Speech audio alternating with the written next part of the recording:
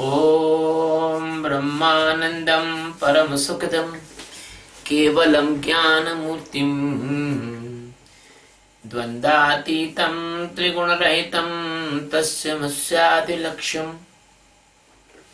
एकं नित्यं विमलमचलं सर्वधी साक्षिहुतं भावातीतं गगनसदृशं सद्गुरुं तं नमामि। ओम गुरु ब्रह्मा गुरु विष्णु गुरुदेवो महेश्वरः गुरु साक्षात् परब्रह्म तस्मै श्री गुरुवे नमः। ध्यानमूलं गुरुमूर्ति पूजामूलं गुरुपदम् मंत्रमूलं गुरुर्वाक्यं मोक्षमूलं गुरुकृपा। सद्गुरु भगवान की जय, स्वामी जी महाराज की जय। शिवों। आज गुरु महाराज की कृपा से गीता के 9वें अध्याय का 16वां श्लोक ले रहे हैं। भगवान अपने गुण और प्रभाव और विभूति के स्वरूप का वर्णन कर रहे हैं। वो बता रहे हैं कि कारण रूप समस्त जगत भी उनका अपना स्वरूप है।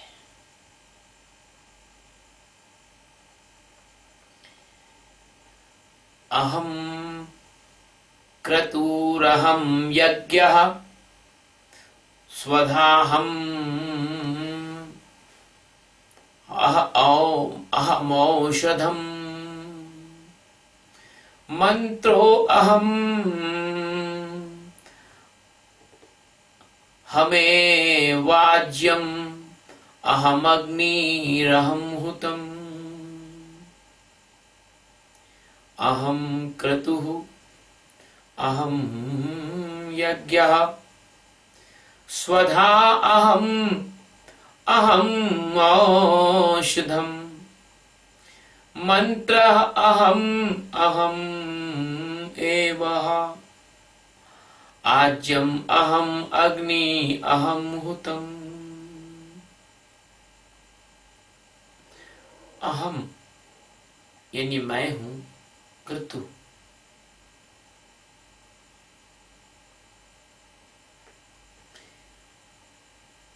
यज्ञ बरा मतलब यज्ञ।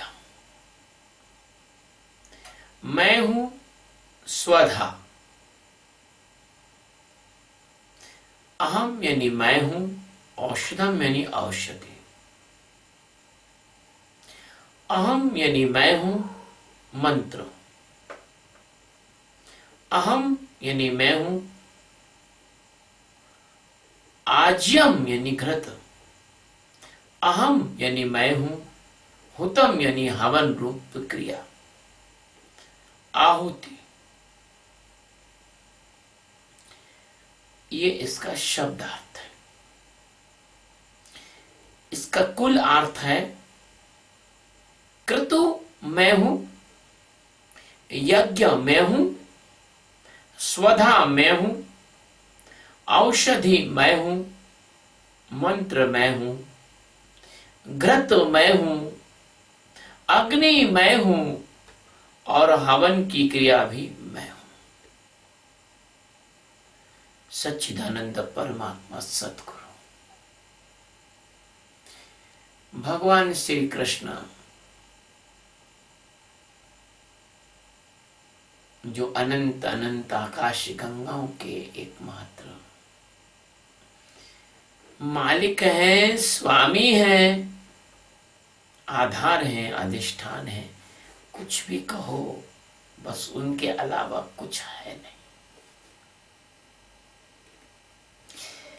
और जब कोई व्यक्ति उसके उस स्वरूप में जागता है, भगवान के स्वरूप में जागता है,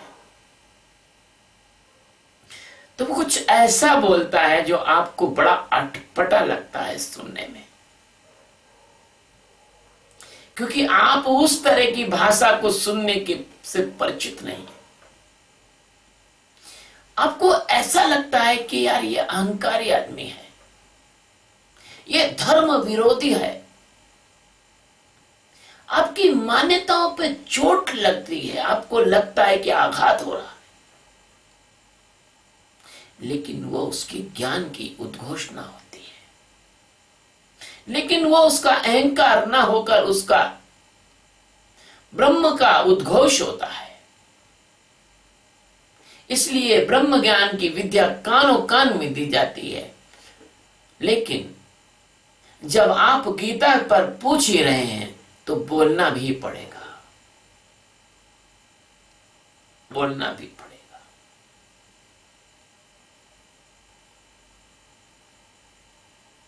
लेकिन जो कुछ लोग ऐसे भी होते हैं जो बोलते ही नहीं। एक गांव में दोपहर का समय था। एक बोध कथा को बताते हैं। दोपहर का समय था और उस गांव में कमिश्नर साहब पधार गए, कहीं से जा रहे थे। कमिश्नर साहब पधार गए, जो कलेक्टर के से बड़े होते हैं। कोई 8 जिलों के, कई 12 जिलों के, कई 9 जिलों के, कई 10 जिलों के कलेक्टर से बड़े होते हैं। उस गांव में सब लोग खेतों पर गए हुए थे। एक 70 साल के बुजुर्ग बुढ़े आदमी थे, वहां बैठे हुए थे, वृद्ध। कमिश्नर साहब ने उनसे पूछा कि ये सब लोग कहाँ गए हैं। उन्होंने कहा साहब ये तो सब खेत में गए हैं। बोले मैं मिलना चाहता था। बोले साहब ये तो रात को 7 बजे बाद मिलेंगे। अच्छा तो ठीक है, बढ़िया बात है।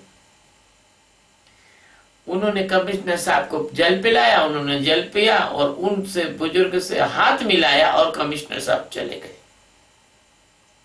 जब सायंकाल सब लौट कर आए तो वो बैठे थे वृद्ध व्यक्ति। उनसे पूछा कि गाड़ी के पहियों के निशाने कौन आया था, तो वो जवाब ही नहीं दे रहे। उनसे पूछा भाई ये बताओ कौन आया था, क्या हुआ था, तो जवाब ही नहीं दे रहे। उनका हाथ पकड़ने लगे तो उन्हें हाथ हटा लिया, छुड़ा लिया, हाथ न पकड़ना हमारा। लोग बड़े आश्चर्यचकित। लोगों ने सोचा कि क्या हो गया, ये बोल नहीं रहे, छूने नहीं दे रहे, इन पे कोई भूत प्रेत का साया तो नहीं हो गया है। तो लोगों ने उनका कुछ इलाज करने लगे लोग।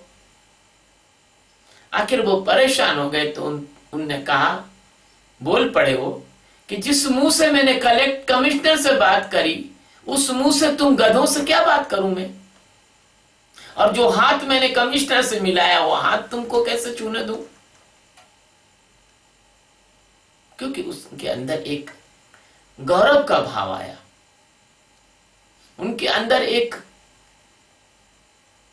ऐसा भाव आया कि अरे नहीं, हम एक विशिष्ट व्यक्ति हो गए। जब तुम्हारे संसार में कोई आदमी किसी बड़े आदमी से हाथ ही मिला लेता है या बात ही कर लेता है तो तुम लोग वो इतना गौरव का अनुभव करता है। और जो कलेक्टर और कमिश्नर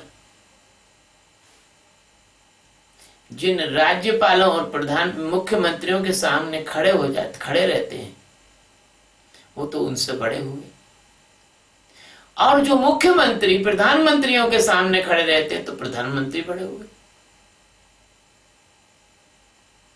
और प्रधानमंत्री राष्ट्रपति का सम्मान करते हैं तो राष्ट्रपति बड़े हुए, और राष्ट्रपति संसार के सब राष्ट्रपति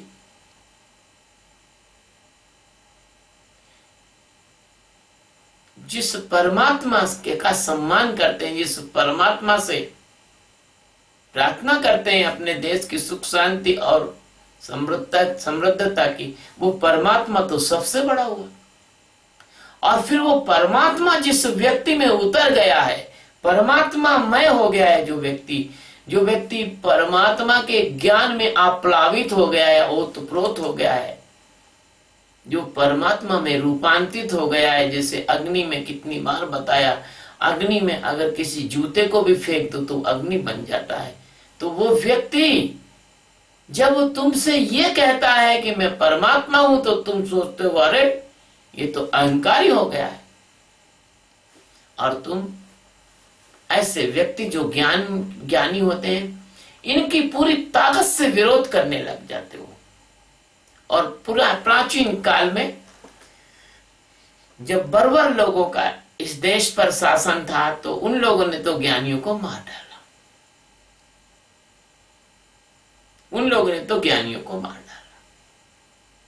ऐसे उदाहरण इतिहास को उठा के देख लो, जहां पर गुरुओं के शीश काटे गए, उनकी चमड़ी उधेड़ ली गई, उनको गरम कढ़ाई में फेंक दिया गया, तेल के उबलते हुए कढ़ाई में उनको दीवारों पर चुनवा दिया गया। तुम सहन नहीं कर सकते। मुझे तो बड़ा अजीब लगता है कि जब तुम गीता पढ़ते हो तो कैसे गले के नीचे उतरती होगी गीता तुम्हारे। जैसे मैंने पिछले अध्यायों में बताया, एक श्लोक आया था, ओम ब्रह्मार्पणम ब्रह्म ब्रह्माग्नौ ब्रह्मणाहुतम ब्रह्मैव तेन गंतव्यम ब्रह्म कर्म समाधिना। मैं ही ब्रह्म हूं, मुझ में ही सब अर्पण होता है, मुझ में सारी हवि होती है, यानी यज्ञ में डालने की हवि। उसका ही भाई यहाँ आ गया, वो श्लोक यहाँ वैसे का वैसा श्लोक यहाँ आया है। उसमें भगवान ने उस बात को थोड़ा ऐसा साफ नहीं बोला था, अब तो इन्होंने साफ बोल दिया भगवान ने। भगवान बोलते हैं क्रतु मैं हूं, क्रतु मैं हूं। ये सब यज्ञ के टेक्निकल टर्म्स हैं। ये संसार पूरा एक यज्ञ है, जिसमें परमात्मा ही, जहां तुम डालोगे, जो चीज रखोगे वो परमात्मा में ही रख रहे हो, परमात्मा ही उठा रहे हो। वो एक गीत था, तू जहां जहां चलेगा मेरा साया साथ होगा। वो एक गीत था, बादियां मेरी राह, ऐसा कुछ था, बादियां मेरी राहें, जाओगे तुम कहां जाओगे, तुम कहीं जा नहीं सकते। भगवान कहते हैं कि मैं क्रतु हूं, मैं यज्ञ हूं। क्रतु मैं श्रुबा से लेकर, जो जिससे घी डाला जाता है, जिस लकड़ी के चम्मच से लेकर, और मैं यज्ञ हूं, जो तुम यज्ञ की संपूर्ण जो क्रिया कर रहे हो और जिसके लिए कर रहे हो वो यज्ञ मैं ही हूं। तुम किसको जानने की कोशिश कर रहे हो, तुम जिसके जय बोल रहे हो।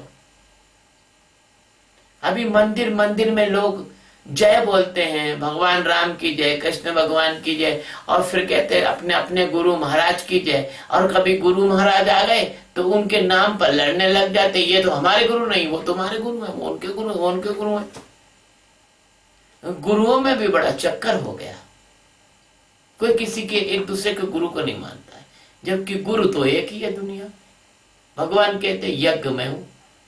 यज्ञ का मतलब यही निकलता है कि जिसके लिए तुम यज्ञ कर रहे हो, जिस कारण से तुम यज्ञ कर रहे हो, जिसको पाने के लिए तुम यज्ञ कर रहे हो, जिसको जानने के लिए तुम यज्ञ कर रहे हो, जिसमें जागने के लिए तुम यज्ञ कर रहे हो, जिस माया से मुक्त होने के लिए तुम यज्ञ कर रहे हो, वो यज्ञ तो मैं हूं, वो यज्ञ तो मैं हूं। परमात्मा साक्षात भी आ जाएगा और वो ये कहेगा कि मैं परमात्मा हूं, तो तुम उसको अहंकारी समझ लोगे। और समझियो, भगवान के 24 अवतार और कुल मिला के जो छोटे मोटे सब मिला के जो 30 अवतार हुए हैं, जिनको मान ला जिनके बारे में बहुत मतलब अपन कह सकते हैं, जैसे नारद आदि को भी जोड़ दिया जाए, सनक सनंदन सनत कुमार को भी जोड़ लिया जाए।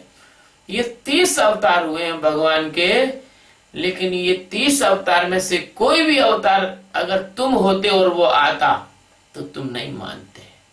नरसिंह आए थे, कितने लोगों ने माना। हिरण्याकश्यप को मार के वो चले गए। ऐसे कितने बड़े चमत्कार होते हैं। सदगुरु आते हैं, बहुत बड़ा कोई काम भी कर देते हैं, लेकिन तुम उसको भूल जाते हो, क्योंकि तुम्हारी आंखों से तुम अंधे हो, कानों से बहरे हो, तुम नहीं समझ सकते। माफी करना, माफी चाहता हूं, क्योंकि सत्य बोलना पड़ेगा। भगवान जब कहते हैं कि मैं यज्ञ हूं, कृष्ण भगवान जब कहते कि मैं यज्ञ हूं, तो कितने लोगों ने माना कि वो यज्ञ है। युधिष्ठिर ने जब यज्ञ किया, राजसु यज्ञ किया और भगवान को प्रथम पूज्य माना, तो कितनी गालियां दी थी शिशुपाल ने। क्या राजाओं ने उनको पूजा था? राजाओं ने उनको माना था? अगर राजा उनको मानते तो ये महाभारत का युद्ध नहीं होता। क्या दुर्योधन ने उनको माना था? क्या दुशासन ने उनको माना था? कि शकुनी ने उनको भगवान माना था? क्या धृतराष्ट्र ने उनको भगवान माना था? क्या भीष्म ने भगवान माना था? मैं कहना चाहूंगा कि भीष्म ने भी कृष्ण को ठीक से नहीं जाना। यदि जानते तो ये महाभारत युद्ध नहीं होता। भीष्म अकेले युद्ध को रोक सकते थे। पितामह थे, कान पकड़ के दो टिका देते, लेकिन उन्होंने अपना काम नहीं किया और उन्होंने माना भी नहीं। परमात्मा को अगर भगवान को किसी ने माना तो पांडवों ने माना, कुंती ने माना, युधिष्ठिर ने माना, अर्जुन ने माना, भीम ने माना, नकुल और सहदेव ने माना। इन लोगों ने माना, जिसमें अर्जुन ने भगवान का ज्ञान रूप माना और बाकी लोगों ने उनकी महानता को माना। तो भगवान कहते हैं कि मैं यज्ञ हूं, मैं स्वधा हूं। मित्रों, ये स्वाहा और स्वधा ये यज्ञ के शब्द हैं, लेकिन इन यज्ञ के शब्दों को आप जीवन में देख सकते हैं कि जीवन एक यज्ञ है। जब आप मंत्र पढ़ते हैं यज्ञ में और कहते हैं कि ओम अग्नये सुपथाराये अस्मानि विश्वानि वयुनानि विद्वानः यूयोधस्म जोहराणमेनो भूष्टां ते नम उक्तिं विधेम ओम अग्नये स्वाहा इदम अग्नि इदम नमः। जब आप ये कहते हैं यह अग्नि का है, यह मेरा नहीं है, यह अग्नि को मैं समर्पित कर रहा हूं, तो शिष्य एक यज्ञ करता है जब वह अपने को परमात्मा सदगुरु के चरणों में समर्पित करता है। सदगुरु के चरणों में समर्पित करता है तो वो वैसे ही जैसे किसी को कोई यज्ञ में कोई मंत्र पढ़कर आहुति दे दी जाए, अपनी जीवन की आहुति देता है, तब भगवान यज्ञ नारायण उसके जीवन में प्रकट होते हैं, यानी आत्म साक्षात्कार उसके जीवन में प्रकट होता है। भगवान कहते हैं मैं औषधि हूं। औषधि से तात्पर्य ये तुम्हारी दवा से नहीं है। औषधि का मतलब है जो हवी होती है यज्ञ में डालने की, और वो तरह तरह की सुगंधित औषधियों से बनाई जाती है। इसलिए भगवान कहते हैं मैं औषधि हूं। यदि तुम्हारा जीवन तरह तरह की सुगंधित औषधियों के समान दिव्य भव्य मंगलकारी और कल्याणकारी हो जाए, तभी तुम इस परमात्मा रूपी ज्ञान अग्नि में प्रवेश करने योग्य हो गए। इसलिए पहले तैयारी करना पड़ती है, पहले साक्षी का ध्यान करना पड़ता है, उससे निर्मलता लानी पड़ती है, और निर्मलता लाने के बाद हमको ध्यान लगता है अच्छा प्रगाढ़, और फिर प्रगाढ़ ध्यान लगने के बाद हमारे अंदर ज्ञान की अग्नि प्रज्वलित होती है। फिर ये यज्ञ होता है, जिस यज्ञ के बारे में भगवान इस 16वें श्लोक में कह रहे हैं। औषधि के बाद भगवान कहते हैं मैं मंत्र हूं, क्योंकि यह जो मन है, इस मन के कारण जगत हुआ, इस मन से माया है, इस मन से संसार है, इस मन से ज्ञान अज्ञान के द्वारा ढक गया है। तो इस मन से हटने का जो मंत्र है, इस मन से हटने की जो युक्ति है, इस मन से हटने की जो तरकीब है, भगवान कहते हैं वो मैं हूं। मैं यानी आत्मा को जानना, आत्मज्ञान। कितना गहरा संदेश है इसमें। यज्ञ में मंत्र पढ़ा जाता है। ऐसे सद्गुरु अपने शिष्य को और बार बार अनेक तरह से ये कहता है तू ब्रह्म है, तू ब्रह्म है, तू सच्चिदानंद है। उसके अंदर सच्चिदानंद होने का अच्छी तरह से होश पूर्वक जागरण करा देता है। भगवान कहते हैं मैं घृत हूं। आप तो अच्छी तरह जानते हैं कि यज्ञ में घी डाला जाता है तो यज्ञ की अग्नि प्रज्वलित होती है। यज्ञ में घी डाला जाता है तो जो जलने वाले ज्वलनशील पदार्थों को अच्छी मदद मिलती है। यज्ञ में घी डाला जाता है तो जो हवि होती है, औषधि होती है, वो ठीक से जलती है और यज्ञ की ज्वालाएं ऊपर की तरफ उठती हैं। आपको जीवन में ऊपर की तरफ उठना है, आपको परमात्मा में अच्छी तरह से रमना है, आपको परमात्मा में अच्छी तरह से समाहित होना है, आपको आध्यात्मिक जीवन में अच्छी प्रगति करनी है, तो आपको घी बनना पड़ेगा, आपको प्रेम से जीना सीखना पड़ेगा, आपके जीवन में चिकनास आना पड़ेगी, आपके जीवन का रूखापन जाना पड़ेगा।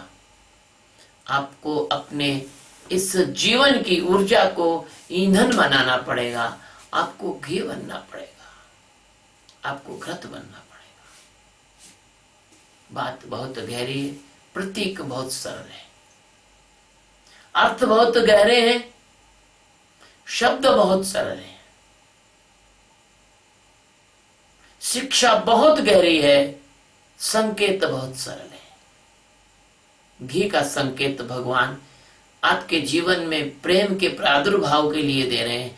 आप प्रेम में डूब जाएं, आप घी जैसे मधुर हो जाएं, आप घी जैसे स्निग्ध हो जाएं, आप घी जैसे चिकने हो जाएं, आप घी जैसे मधुर हो जाएं, आप घी जैसे शीघ्र ज्ञान की अग्नि में जलकर और आत्मज्ञान की रोशनी, आत्मज्ञान का तेज उत्पन्न करने वाले हो जाएं, तो भगवान कहते हैं कि मैं घृत हूं। और आप आगे कहते हैं कि अर्जुन मैं अग्नि हूं, क्योंकि भगवान ही तो ज्ञान स्वरूप है। ज्ञान स्वरूपम निज बोध युक्तम, भगवान ज्ञान स्वरूप है, इसलिए भगवान वो सबसे अंतिम अग्नि है, ज्ञान अग्नि, जिसमें संसार की समस्त माया जल के ध्वस्त हो जाती है। भगवान कहते हैं मैं अग्नि हूं और मैं हवन रूप क्रिया हूं। संसार की तुम कुछ भी क्रिया करोगे तो भगवान अगर होश में करोगे तो वो तुम्हारा हवन हो जाएगा, यज्ञ हो जाएगा, और बेहोशी से करोगे तो वो तुम्हारा बंधन हो जाएगा। भगवान कहते हैं कि हे अर्जुन मैं हवन रूपी क्रिया मैं ही हूं, क्योंकि मेरे कारण, मेरे होने के कारण मुर्दों में जान आती है, नहीं तो ये शरीर मुर्दा है। यदि मैं नहीं हूं तो कुछ भी नहीं है। अगर परमात्मा का चैतन्य और उसकी चेतना शक्ति किसी के अंदर ना हो तो वो व्यक्ति कोई क्रिया नहीं कर सकता। वो व्यक्ति जड़ हो जाएगा, सड़ हो जाएगा, सड़ जाएगा। इसलिए परमात्मा से ज्यादा ताजगी देने वाला, नवीनता देने वाला, परमात्मा से ज्यादा स्वच्छ रखने वाला और परमात्मा से ज्यादा इस जीवन यज्ञ में क्रियात्मकता, इस जीवन की यात्रा में, इस ज्ञान के मार्ग में होश को जगाने वाला परमात्मा से ज्यादा कोई भी नहीं।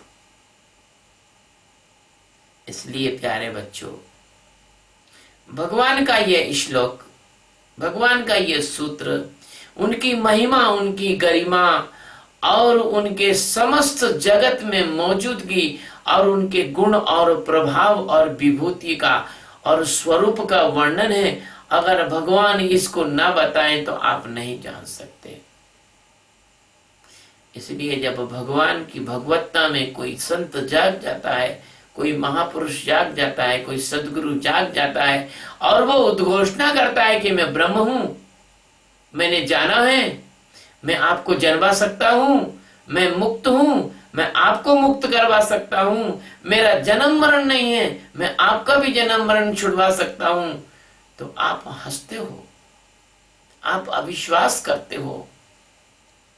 आप जैसा बड़ी बड़ी डींग मारने का स्वभाव रखते हो, ऐसा ही स्वभाव आप सदगुरु में आरोपित कर लेते हो और इस मिथ्या आरोपण से आप अपने मोक्ष से, अपने ज्ञान से, अपने परमार्थ से, अपने कल्याण से वंचित हो जाते हो।